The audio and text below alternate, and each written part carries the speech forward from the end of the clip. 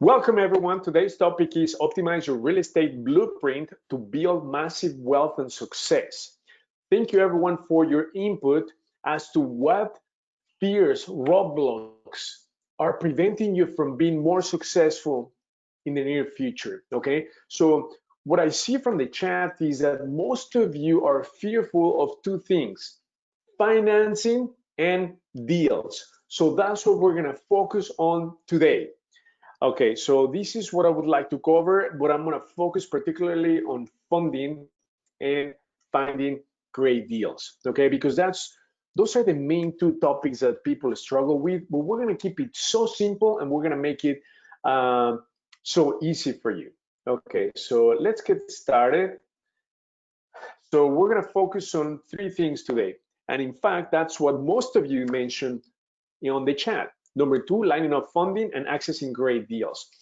But guess what? You need to understand the fundamentals, okay, the basics, because for you to get funding and for you to have access to great deals, we just need to make sure that we have a good foundation in place. And I'm going to tell you why that is important, okay? So some of the basics is setting up your entity, okay? Now you may wonder why. What's the big deal? Can I do into real estate without an entity? Well, you could, but you could just without an entity. This is why you need an entity. An escort, three you need an entity. Either an LLC. Those are the most important main benefits. Number one, asset protection. If you were to buy a property under your name, somebody falls, they sue you, guess what? Not only are they going to wipe out all your personal assets, but also the property that is, having the issue with this particular individual. So it's super risky where your personal assets are not protected. So you can pretty much be wiped out overnight. So asset protection is number one. Number two reason why you need an entity is for tax benefits. Most real estate investors, if they make $100,000, guess what? They're going to get to keep most of it, 95,000, 90,000. Whereas if you work for somebody else on a W-2 or 1099, guess what? If you make 100,000, you're lucky if you get to keep 65, 70,000. Why? Because you have to pay taxes. So you may wonder, well, what's the difference, right? If I get into real estate versus working for myself or working for somebody else, it's a huge difference because when you buy properties under an entity, the biggest tax benefit is depreciation and write-offs of any kind of expenses.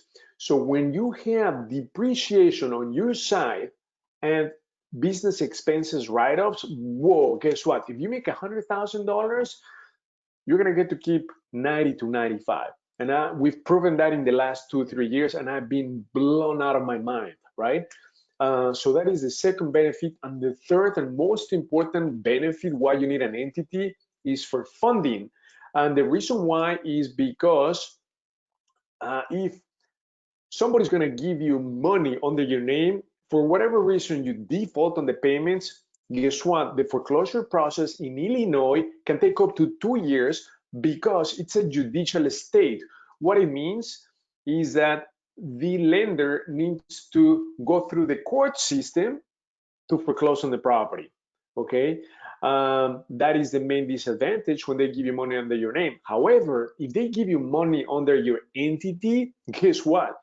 They can foreclose on your entity in as little as 6 months, okay? So that is why hard money lenders, private money lenders, the first thing they're gonna ask you for is your entity. So make sure that you have an entity. Now you may wonder, well, in real estate, I can do wholesales, flips, and rentals. What entity should I create for my exit strategies? It's very simple. There are so many types of entities, but we're going to narrow it down to only 2 entities that you need to know about. S Corp, if you are an individual, okay, like just you investing. But if it's you and your wife, you and your partner, then create an LLC, okay? Stay away from the rest because you're not going to be as protected. You're going to be double taxed as a corporation and as an individual with, for instance, C Corp. So for you, S Corp, 2 or more people, LLC. That's simple. Now, the next question is, how and where can I get my entity created? These are my favorite resources. Number one, LegalZoom. All of these are going to charge you between 400 to 600 per month. I mean, a one-time fee, and it takes about a week to get everything done.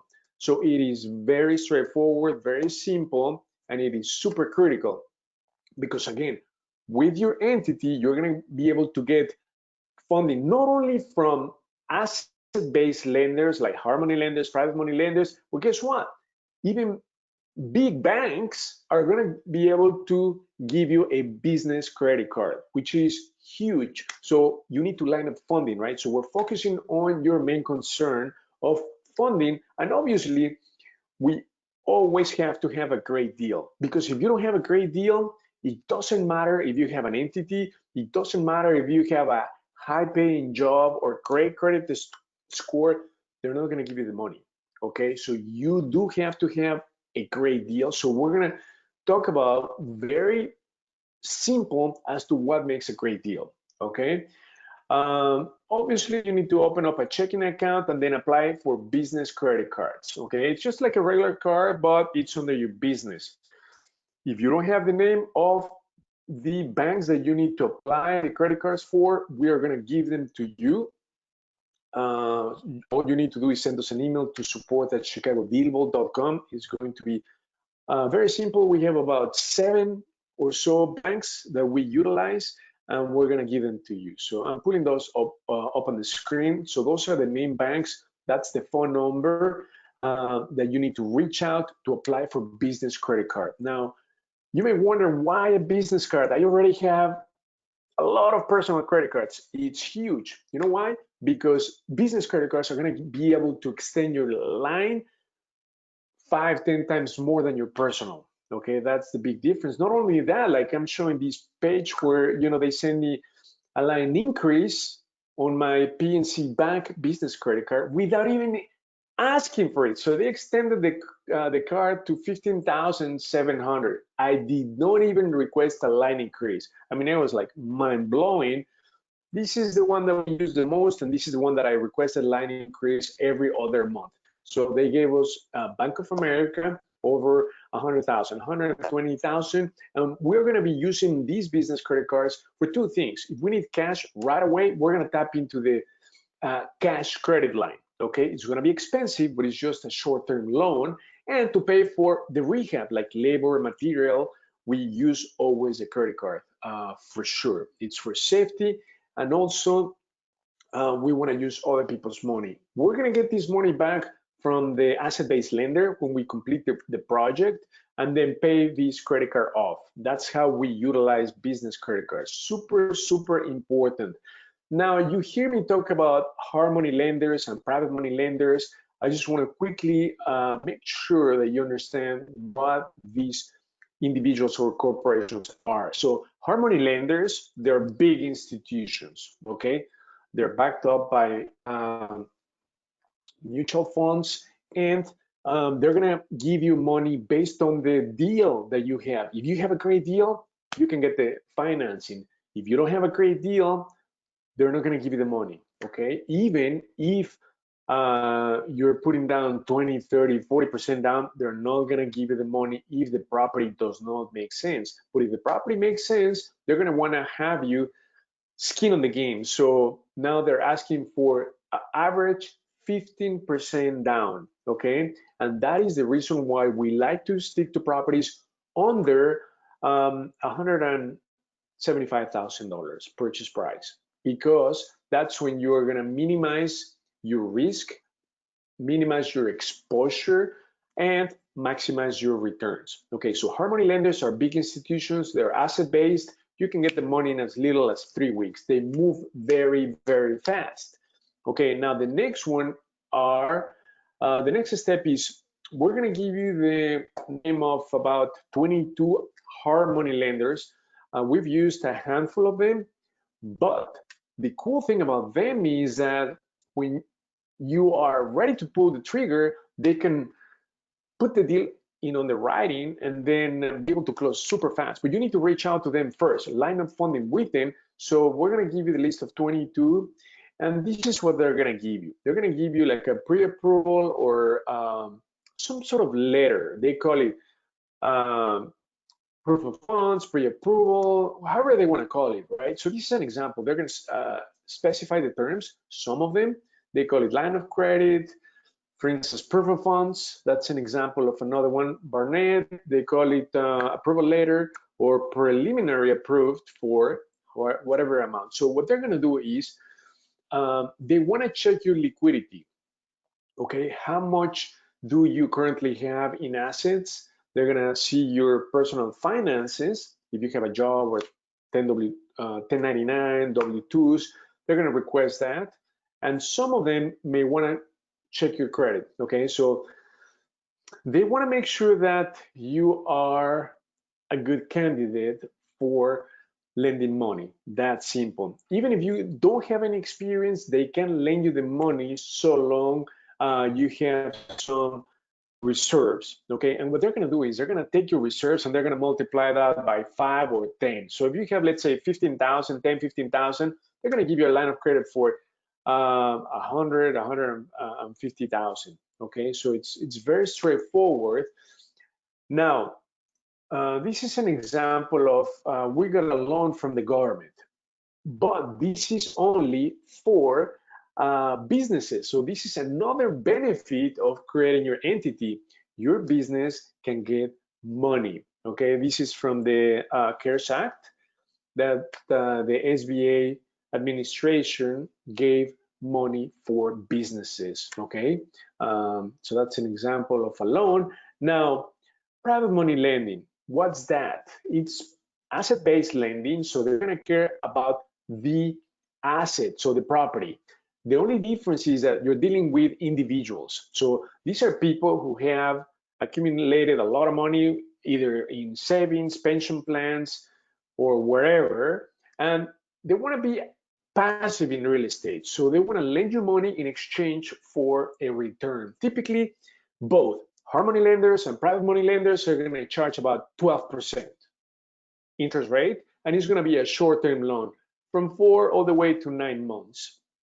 And then they're going to charge you a few points, maybe 1, up to 2, up to 3 I've seen, depending on the case or the deal. A point is 1% of the total loan amount. So the total loan amount is 100,000, and if they charge 2 points, that means 2,000 just for fees, origination fees. Okay, so the only difference between private money lenders and hard money lenders is that these are individuals, okay, that you need to build relationship with, rapport. So they need to get to know you at a personal level. Whereas hard money lenders, they're big corporations, right? So they're gonna get to know you on paper.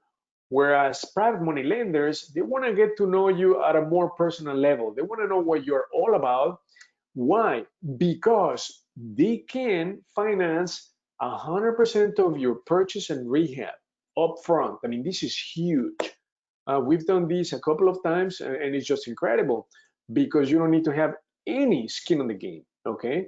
That's the main difference. So here, it's more flexible when it comes to the terms. The interest rate, points, and term is about the same, but the loan amount, they don't need to meet certain ratios like the hard money lenders do, okay? So super important. The cool thing is that we have access to over 6,000 private money lenders in ChicagoDealVault. So I'll show you that in just a second.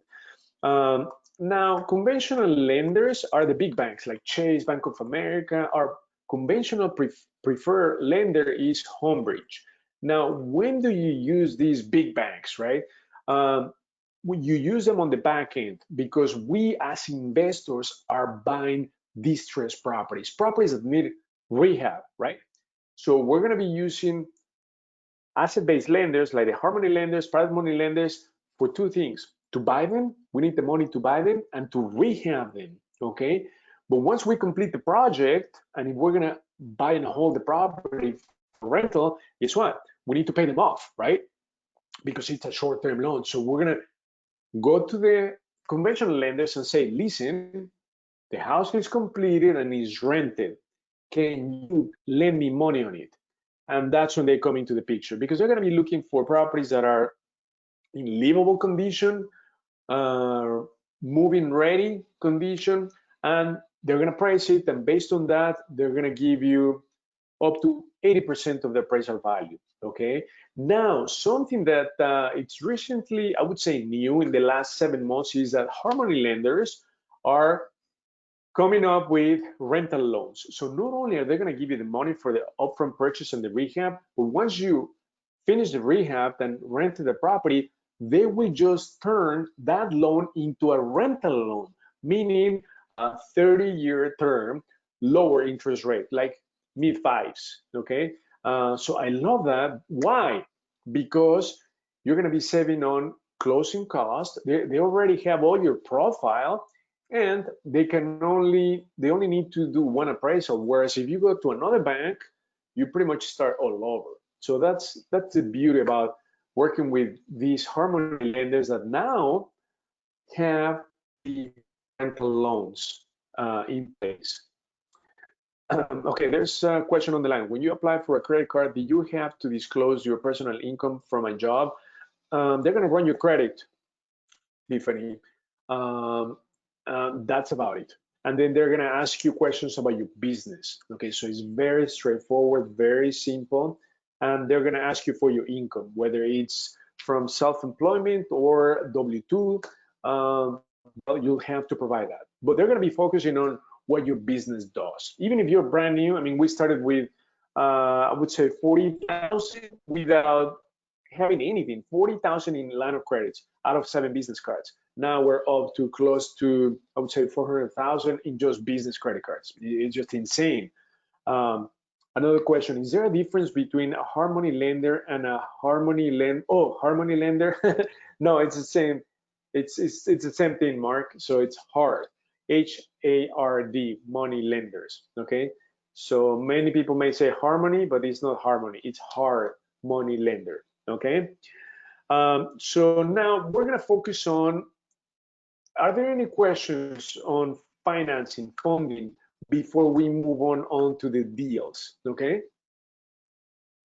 I want to make sure the financing is clear. So in real estate, we're going to be always using either Harmony lenders or private money lenders. So we're going to give you both, over 6,000 private money lenders and over 22 Harmony lenders. Okay. And then you need to reach out to them and they're going to give you a letter. Somebody has a question on the line?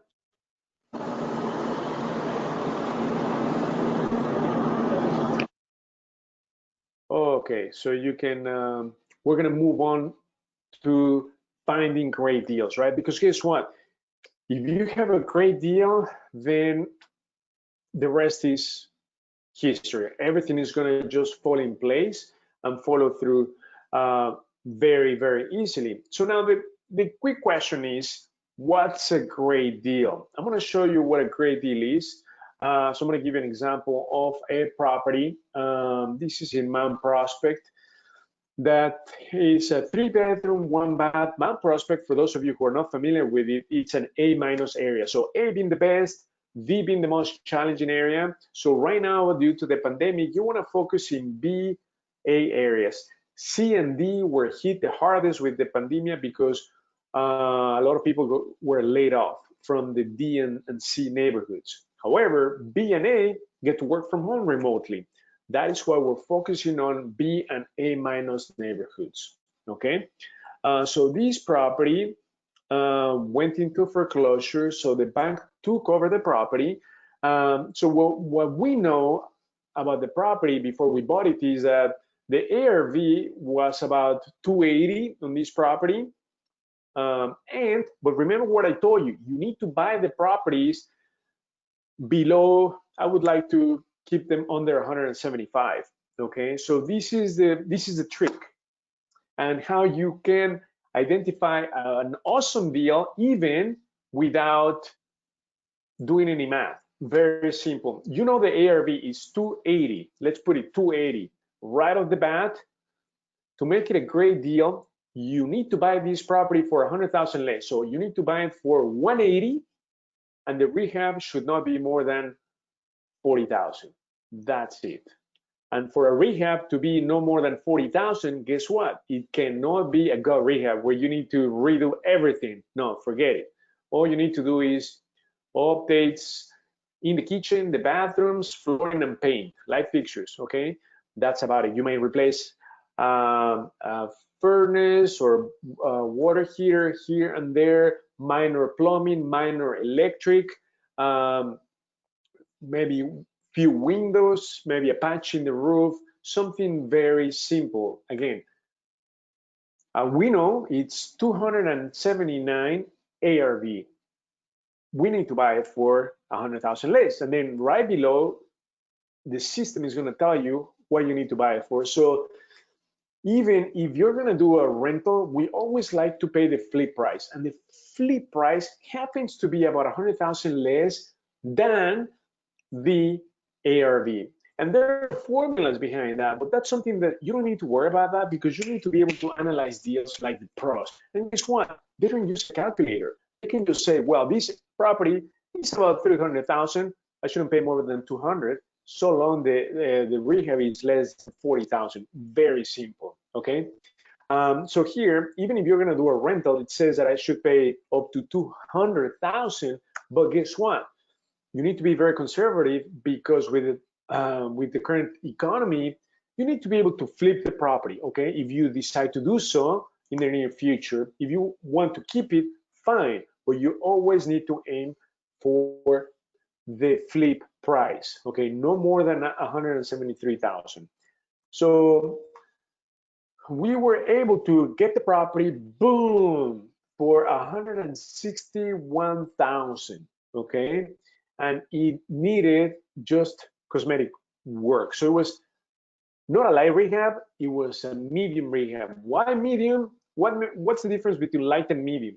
The only difference is when you look at the pictures of the property, if you need to update the kitchen and bathroom, boom, it's a medium rehab. If you don't need to touch the bathrooms and the kitchen, it's a light rehab.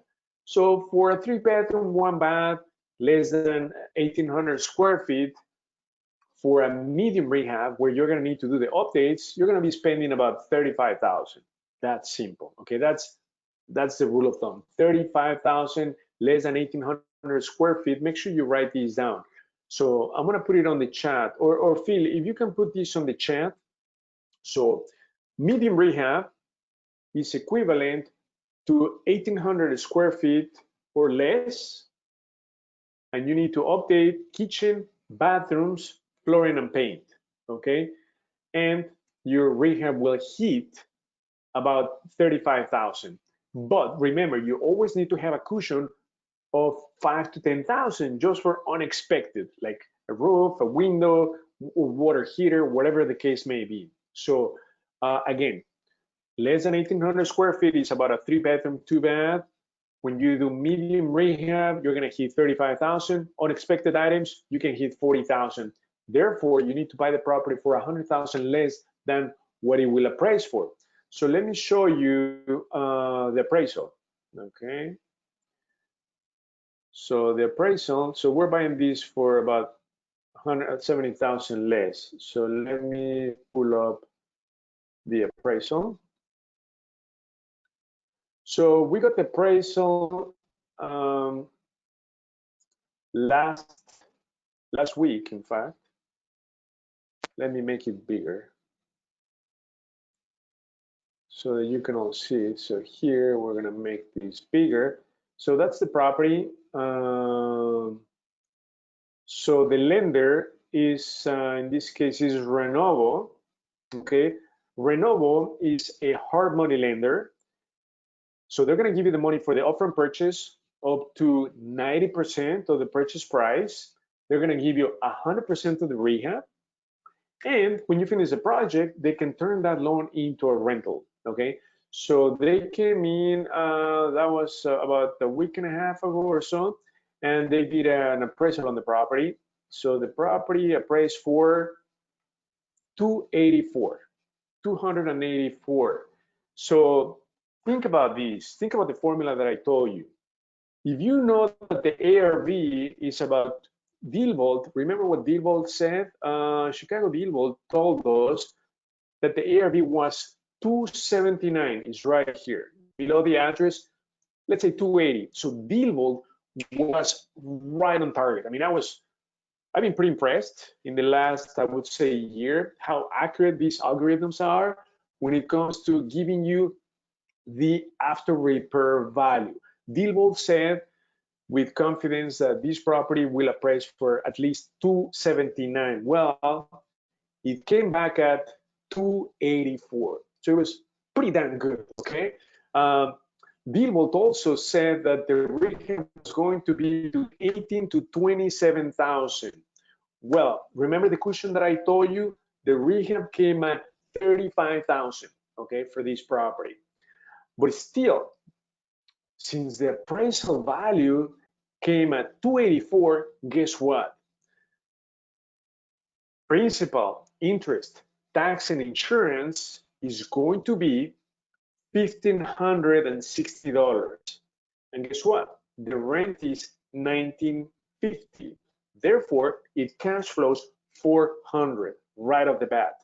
So let me show you. I might have that in here. Okay. The other document. Okay. I was going to show you the principal, interest, tax, and insurance. Okay, but it's 1560, so it cash flows 400. So just to make the story short, when you buy the property 100,000 less than what it appraises for, and the rehab is no more than 40, boom, you're going to be able to refinance, you're going to be able to flip it, you're going to be able to buy and hold anything you want, and you're going to be making money. In this case, what I said is that the rent is $1,950, okay, and principal, interest, tax, and insurance is $1,560. So it will cash flow $390 per month, okay? And guess what? The tenant is going to pay for all the utilities: gas, electric, water, landscaping, snow removal, the whole 9 yards. So not only is the tenant paying for your property, but they're putting positive cash flow in your pocket. Does that make sense? So if you follow that formula, right? ARV, that we're giving you what the ARV is on the property, you need to buy it for 100,000 less. So in this case, the bank took it back from the judicial auction at 159, and we were able to, boom, buy it directly from the bank at that price, 161. So we're fortunate that it appraised over like 280, okay? So if you think about it, what's the equity of these properties? So let's do the numbers. So you have 161 purchase price plus 35 rehab, that's 196. So if it appraised for 284 minus 196, imagine $88,000 in equity. Okay, so if I divide, so what's the equity percentage? I'm going to divide this by the ARV. So we ended up with 30% equity. Does that make sense? So guess what? When we did the refinance, we were even able to cash out $7,000. So not only do we have very little money stuck in the property, no more than 15 to 20,000, but we were able to cash out 7,000. So all in the deal that is stuck in the property is about no more than 15,000, and you end up with a property that has equity of at least 30%. So that's exactly what the lenders are looking for. Once you do all the work, you rent it, you have to have 25 to 30% equity on the property, okay? Obviously, if you have more, you can do cash out, okay? In this case, we had more equity, therefore, they gave us up to 7,000, which was very, very good, okay? So what I want you to understand, and just for you to apply, when you look at a property, it could be any property, how do you evaluate, how do you make sure that it's a great deal? Very simple. The first thing that you need to know is, how much can I sell it for once it's rehabbed? In this case, 280. Right off the bat, boom, I need to pay no more than 180 for this property, and the rehab shouldn't be more than 40,000, okay? That's the rule of thumb. Now, how will you know how much is going to be the rehab. You need to see pretty much the first pictures that you need to see are the kitchen and the bathroom. Why?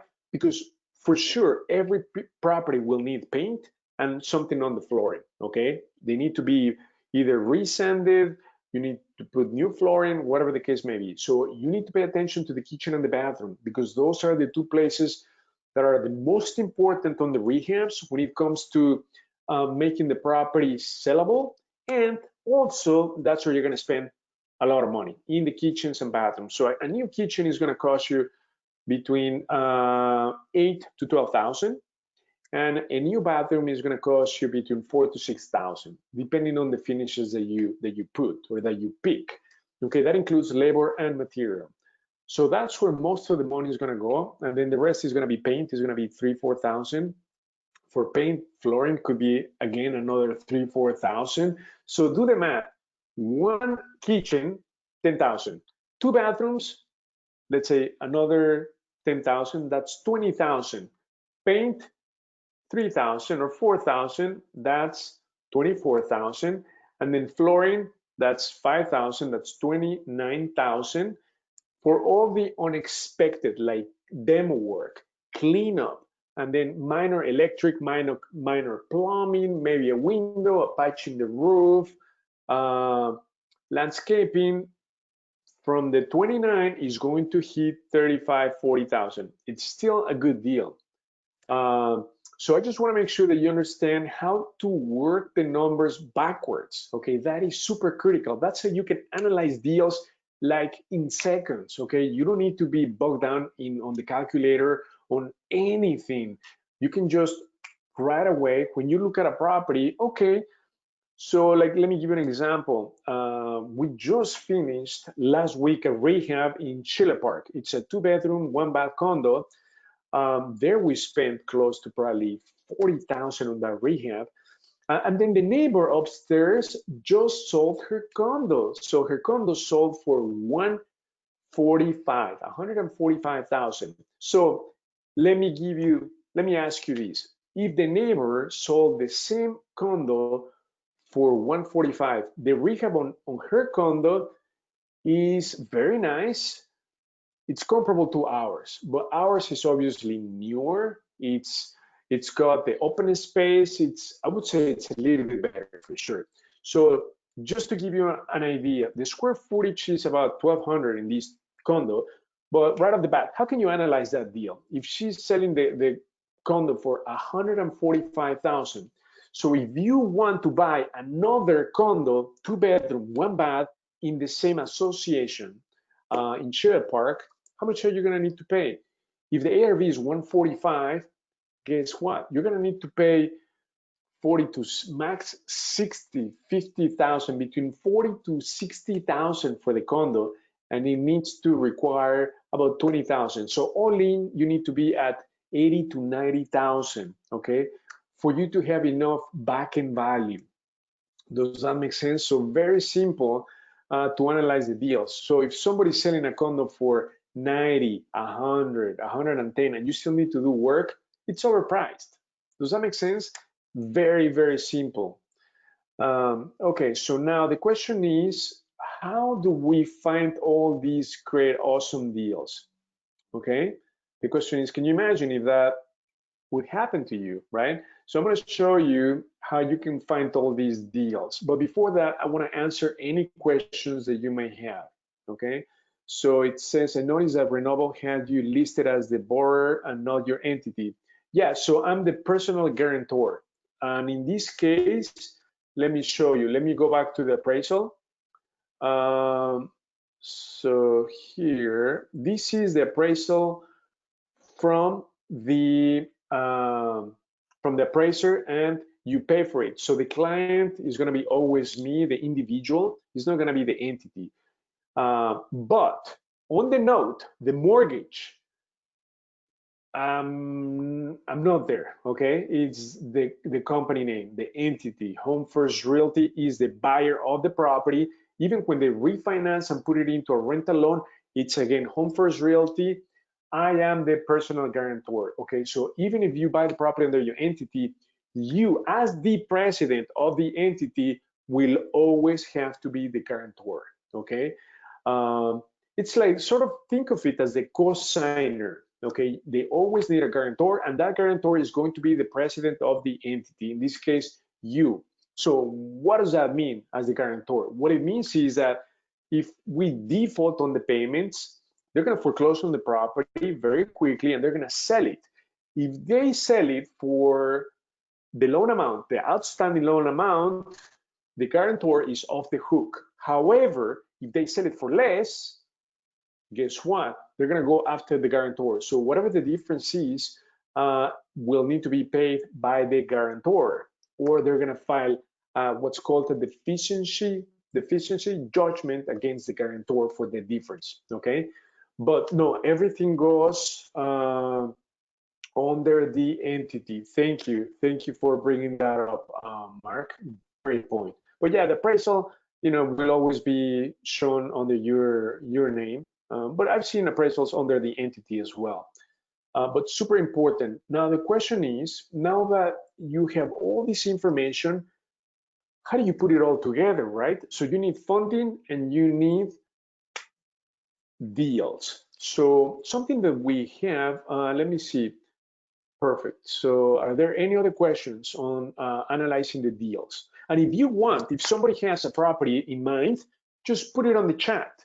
Put the address, and I will show you how to do the analysis in 15 to 30 seconds, very fast. If you have any property, okay, that is residential, so nothing commercial, okay?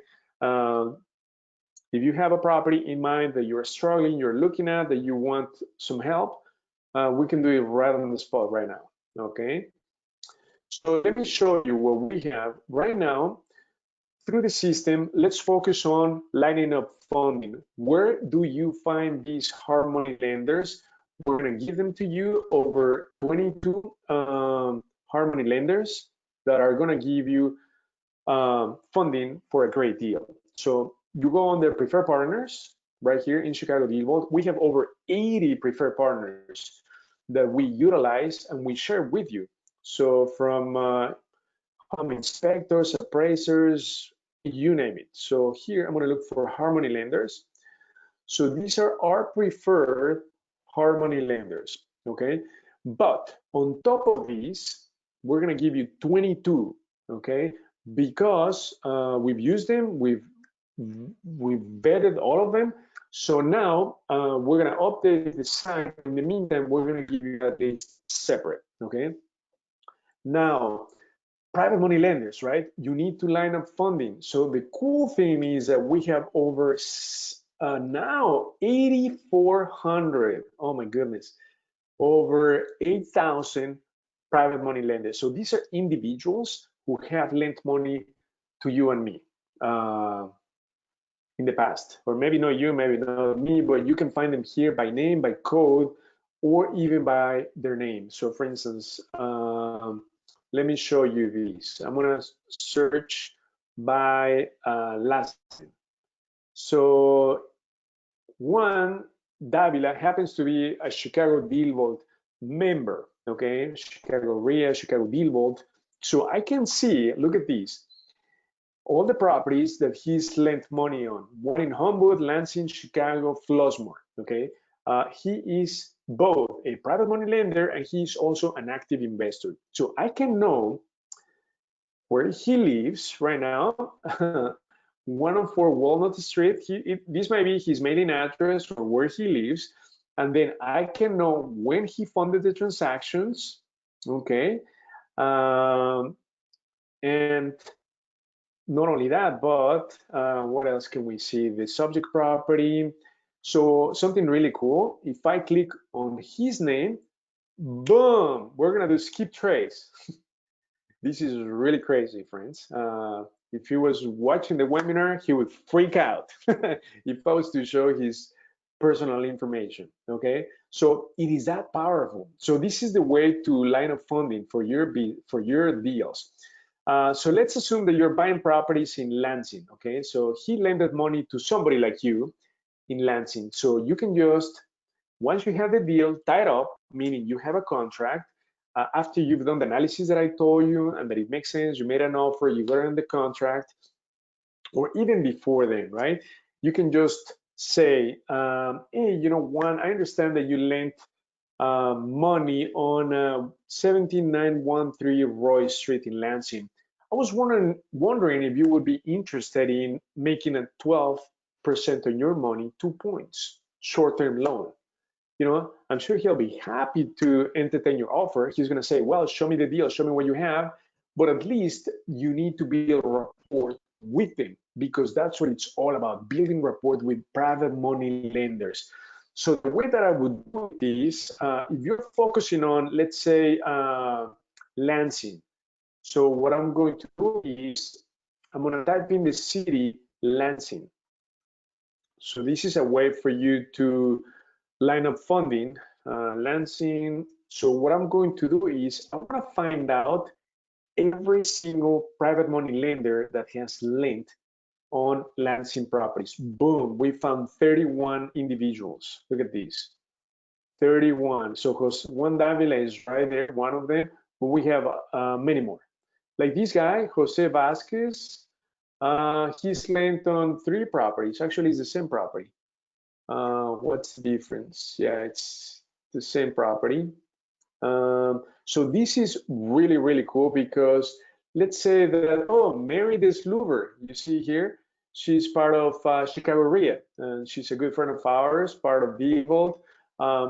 So I can just, boom, click on her name and boom, Mary Desluver right there. She would again freak out if I was to show you what I'm showing you right now. But this is how you can reach out to them directly via text, email, or a phone call. And guess what? Here we have a couple of templates that you can preview to sort of give you an idea, a script for you when you get on the phone with them, or if you want to send them a text. This is how you start building rapport with them, because that's how you're going to line up funding with private money lenders. Okay, so every single individual who has lent money to investors are going to be here. Now, why? How do we get a hold of these many people? Over 8,000 people. You know why? It's public record. So when these individuals or private money lenders have lent money to somebody, guess what? They have to record a first position lien on the property. That's how we know that they have lent money to that individual. So they're going to put a first lien position. So the investor is not going to be able to sell the property unless they pay them off. Does that make sense? So they're going to have a first lien position. Also, they need to be on the insurance policy. Okay, if let's say Juan Davila or Mary Desluver is going to lend you money, they're going to want to make sure that they are the payee or the beneficiary on the insurance policy. Okay, so when you buy insurance and if something was to happen to the property, you're not going to get the money. They're going to get paid. Okay, so those are the 2 main requirements. And also, when you have a property in the contract, they will want to see some due diligence. They want to make sure that you understand what you're going to do with the property. Are you going to sell it? Are you going to flip it? What are the numbers like? What are the comps? Okay, but we're going to help you do all of that for you, so you don't need to worry about that, so that you can present the deal to get it funded with the private money lenders. Okay, so it is so easy. Oh, we also know Daryl Shooter. That's also part of ChicagoDealVault. Whoa, that's funny. So yeah, this is how easy it is. So you can start looking for great deals or line up funding in your local area, your neighborhood. It is very, very simple. Just finding out, search what areas you're interested in. Now, let's move on to finding great deals. Okay, we spent, let me see if there are any questions. We need the deal before we can get funding. That's a great question, Jeff. Do you need the deal before getting funded?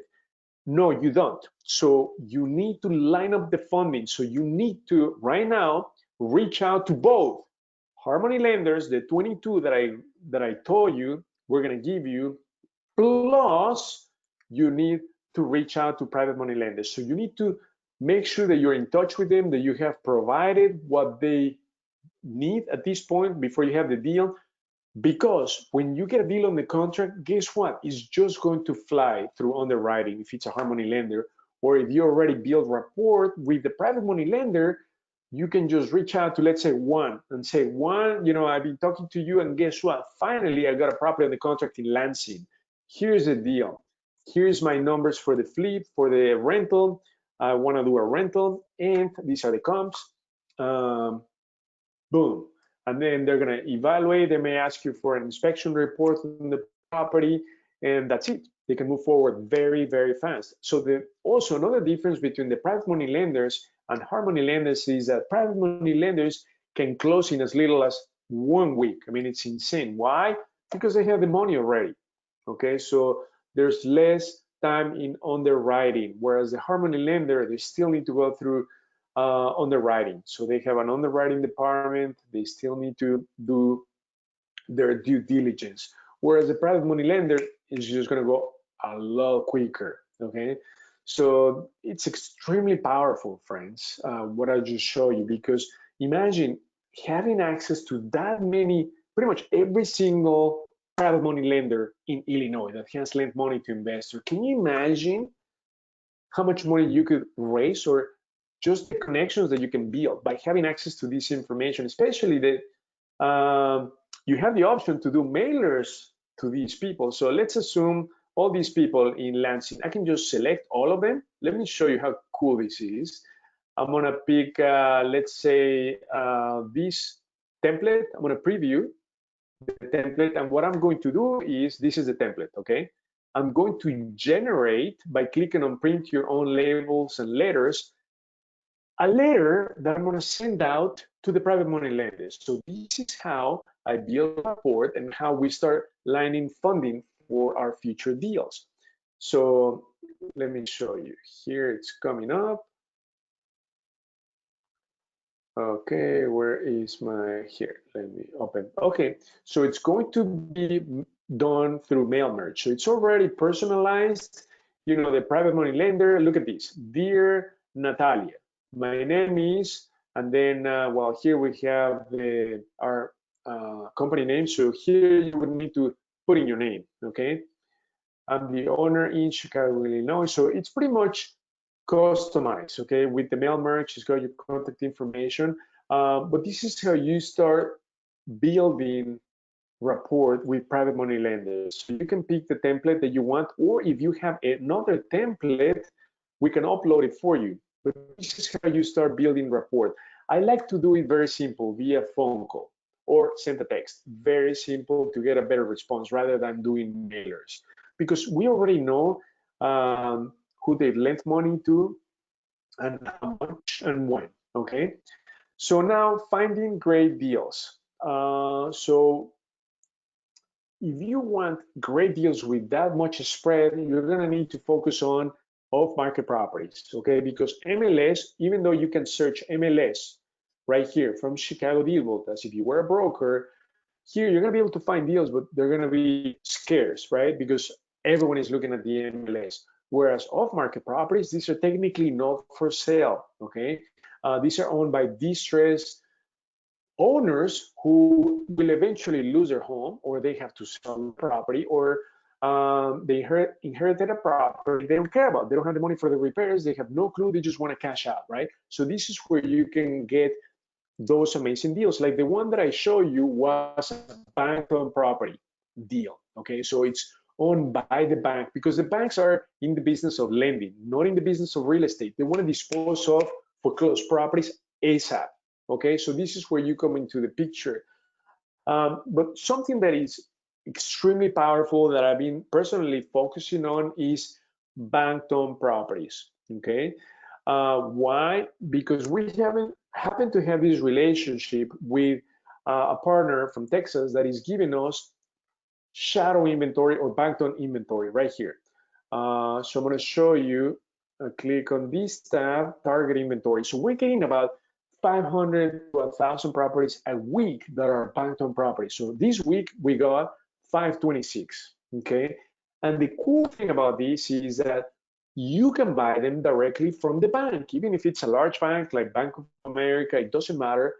from the back door. Even if these properties are already in the online auctions like Hubble, auction.com, Williams and Williams, it doesn't matter. We can get them from the back door, and you don't need to engage in a bidding war because you might end up overpaying for the property. You're going to know what the bank is going to sell it for. So this is huge. That's how we've been buying properties in the last year, directly from the bank. And this is where we end up with over 100,000 spread, or we end up with like 80,000 in equity, okay? Buying properties directly from the bank, because the bank, all they need is to get their money back.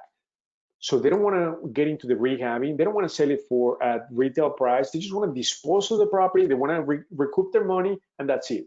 Whether you get an awesome deal or not, they don't care. Does that make sense? That's where we come into the picture, because there's so many properties. Banks are just sort of like selling for 60 cents on the dollar, and those are the ones that we need to buy. Does that make sense? So in here, over 500 properties. So what I like to do is I like to click on the map, okay?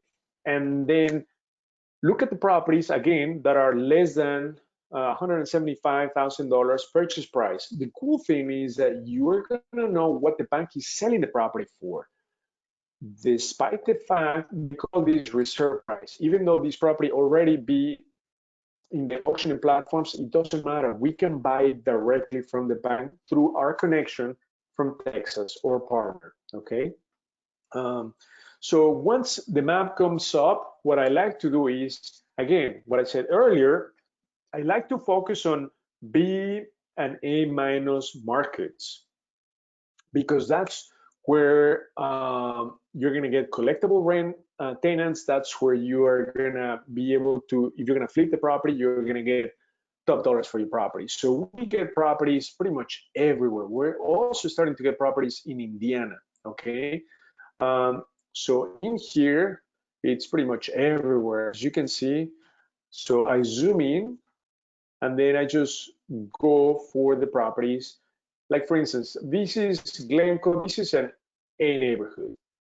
Whoa, this is in Northbrook, and it's selling for $310,000 because Northbrook, it's an A plus neighborhood. So I'm just curious. I want to see what this is, okay? So this is a 4-bedroom, 2-bath. Whoa. But look at this. ARV is less than what the property is being sold for. Okay. So it just doesn't make sense. So not every property will make sense. So I'm just going to close that off. Plus, we want to focus on properties before 200,000. So I'm just going to go to good neighborhoods. Mount Prospect.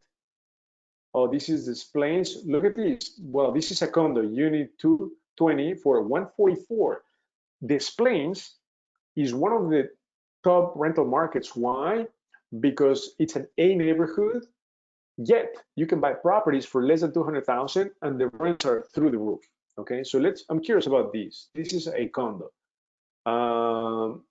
It's a 2-bedroom, 1-bath. It's a condo. So we have very little information. All we know is that it's listed for 144,000. So you know what I'm going to do? I'm going to see if it's already listed on auction.com, on any of those platforms. And we'll analyze it like this. Although let me tell you, we like to stay away from condos. Why? Because sometimes association changes, and overnight you cannot rent the property. So guess what? Either you move in or you have to sell the property. So that's why we try to stay away from condos. Okay, so I'm going to look for, this is the unit for auction.com right here, auction.com. It's listed in auction.com. 910 Ball Drive, Unit 20. So even if it's listed in auction.com, guess what? We can put it from the back door. I just need to see a little bit more information or pictures, if any, of the property. So, 21 pictures. Okay, so let's take a look at the pictures. Okay. Well, it's super slow, but this place is a great area, 144. So remember what I told you, 144, if you buy it for 144, Probably better price for what? 244, exactly.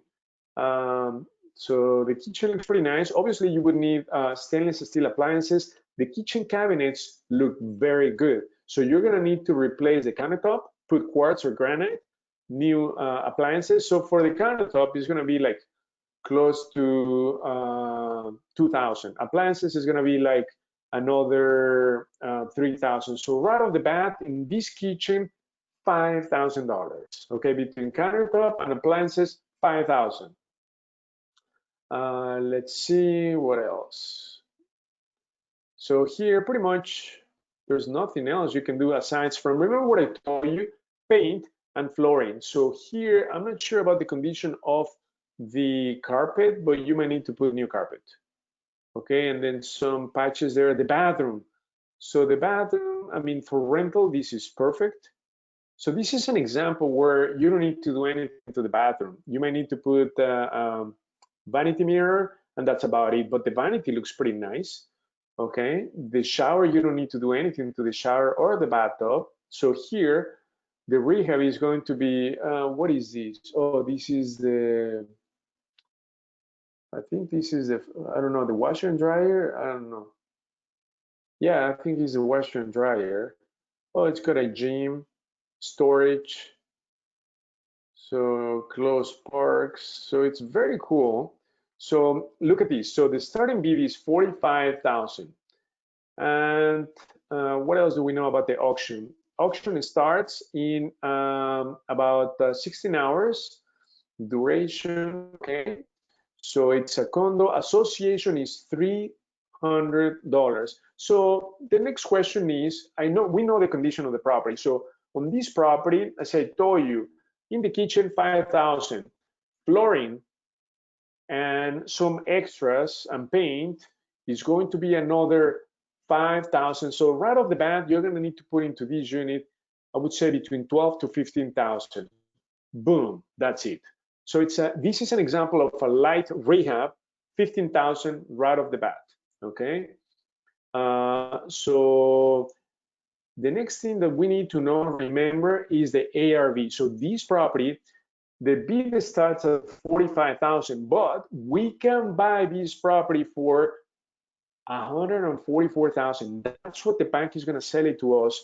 No penny less, no penny more. Okay. So my next question is, I want to know the ARV. Let me see. What else do we have? So what I'm going to check is maybe, let me see Zillow if it has an idea of what the ARV is on the property. Otherwise, we're going to pull the comps through ChicagoDealVault. Okay, price unknown. Okay, so they don't have a price for this property. Let me see if there's a estimate on this. No, there's nothing. Home value, nothing. So what I'm going to do is, let me see if Redfin, no, this is a different unit, 205. This is a different unit. Okay, so this does not apply, but I'm just for sakes. This is a 2-bedroom, 1 bath. Okay, so Redfin estimates is 108. Okay, so it's in the same association, same thing. Redfin estimate is 108. Last sold price 86. Whoa. So I'm a little bit concerned because I'm gonna pull the comps very, very easily right now. I'm concerned that this property is not gonna price for 144, okay? So let me show you how easy it is. So give me the comps for a 2-bedroom, 1 bath condos that sold in the last 6 months. With a click of a button, we're gonna access the MLS live, and we are going to see what we can sell this property for once all the rehab is done. So I wanted to show you how I can go on to Zillow, Redfin, just to get an idea. But this is what most investors do. It's so difficult to come up with an ARV. We're going to give it to you. So right here, oh, look at this. We pulled some 2-bedroom, 1 bath in the same street, Boss Street, 940, 920 Boss Street. How much are they selling for? 153, 162, 136, 148. This 90,000, this is an outlier. I'm gonna take a look at it. I'm clicking on it. It sold for 90,000. Let me look at the pictures. Okay, it looks pretty nice.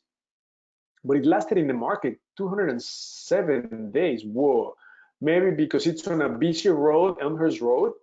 Maybe that's the reason why it's on a busy street. So that's definitely an outlier. I'm going to remove these from the list. The rest of them are indeed comps. Okay. So check this out. These properties lasted in the market 17 days, 6 days, 13 days, 11 days. They're selling for an average, I would say, 140. So that means 50, 160, 130. Pull up the ones on Wall Street that sold in the last 6 months. Let's see if they have pictures for it. Okay, so as you can see, it's the same building. Look at the kitchen. Whoa, it's a very nice kitchen. So they've done the cabinets, they have quartz, stainless steel appliances, but it's exactly the same layout. Look at these. They did the hardwood floors, they did the paint, they did the recessed lighting, so they put a lot more money into these. Okay, to be able to do this on that condo, so they're doing a pretty much a brand new kitchen, plus the new flooring, the recessed lighting. So the rehab is not going to be 15,000. The rehab for this flip is going to be close to 10 for the bathroom. Let's see if they have done the bathroom. Well, this is pretty nice. Let's continue looking at the pictures, but my estimate, look at the bathroom.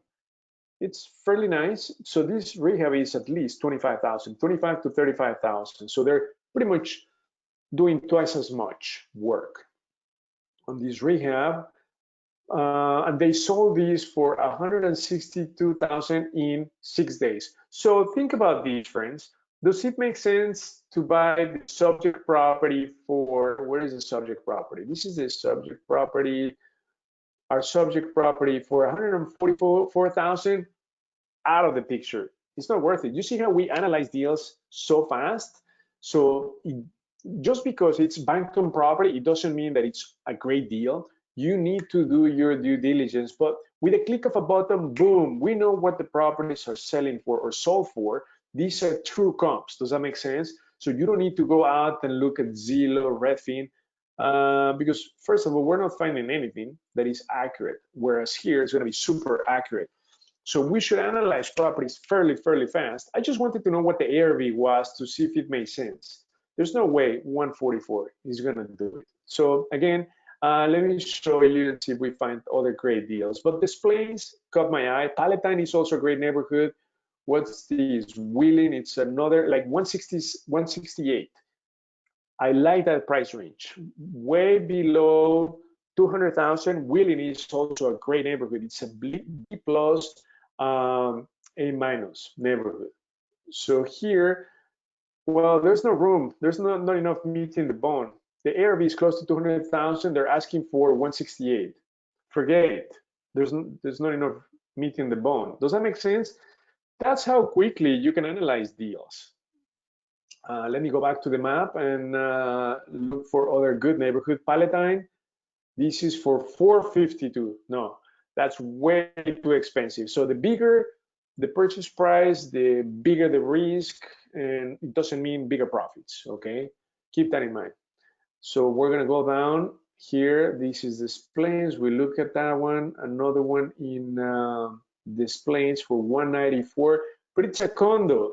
So a condo for 192, 194, forget it. We could buy a single family home for that price.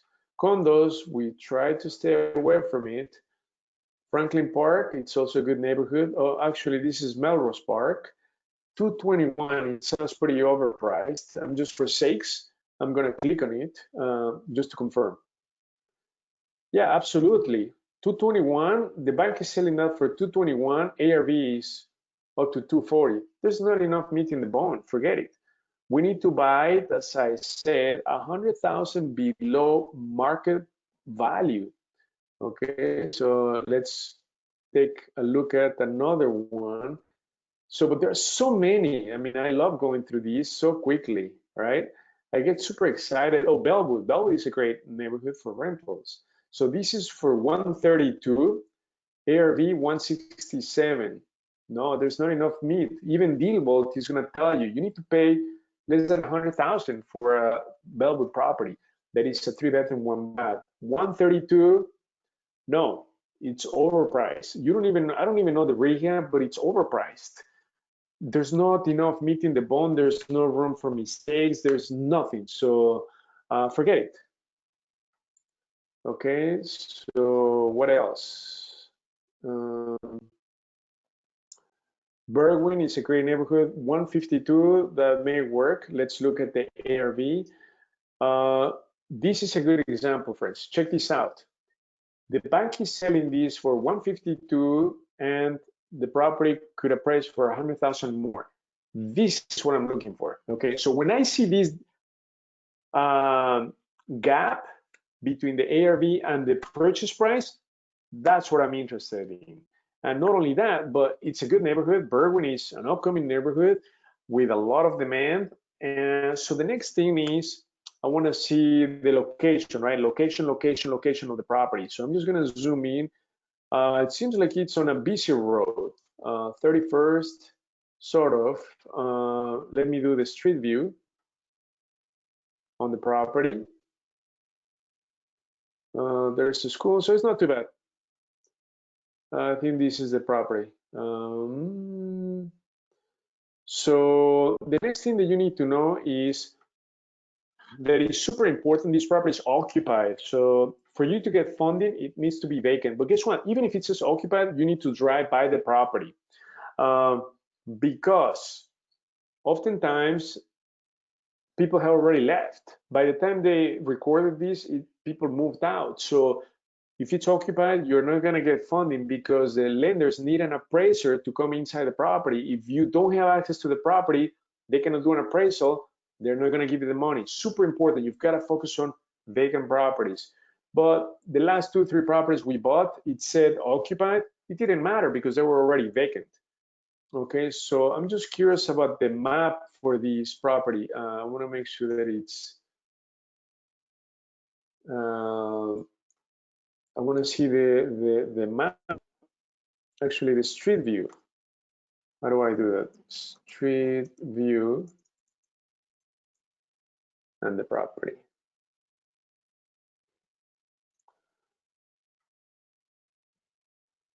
So I'm curious about to see, oh yeah, so the one that we show on DealVault, that's the property. So this gray property, this big in front of the school, this one, this is the subject property. So it's pretty big. 4-bedroom, I think it might be a 2-bath. So it's pretty nice. So now let me see if there are any pictures. Yes, on the MLS. So technically we could look for this property in ChicagoDealVault and it will show up as well. So look at the rehab. So the rehab on these, just by looking at the pictures, you're gonna need a new bathroom, new kitchen. So this needs quite a lot of work. Okay, pretty much you need to touch everything here. So in this type of the rehabs, you're gonna need to look at the mechanicals, HVAC, you see the windows, electric, plumbing, roof.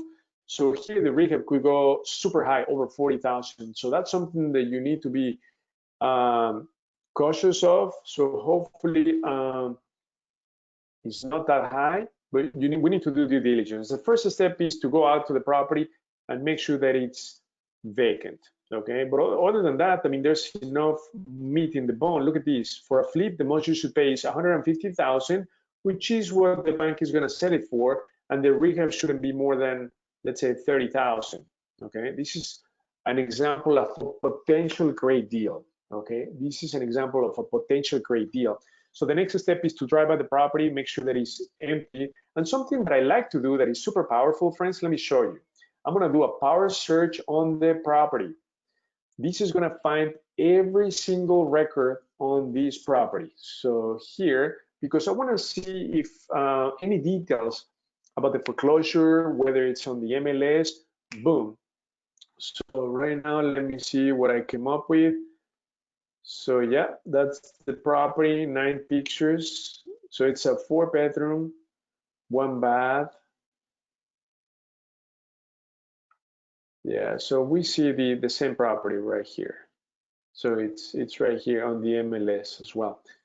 So yeah, obviously you would need to do due diligence to move forward with this deal, but I want to make sure that you fully understand what the point of this is. The exercise is to find great deals. To find great deals, you need that spread of $100,000. Other than that, boom, you're gonna need to ditch them because you cannot afford to not have that much spread because otherwise you can lose a lot of money. Very, very simple. Now, another question is, what about the HOA fees? Absolutely. When you're looking at condos, for that condo that we looked at in auction.com, the HOA was $300. Um, so that typically includes water, but it's sort of like a waste of money, right? But they do all the exterior maintenance, and you don't have control over that. That's the thing. That is why we stay away from condos because overnight they can, not allow rentals, and that's a big deal for investors.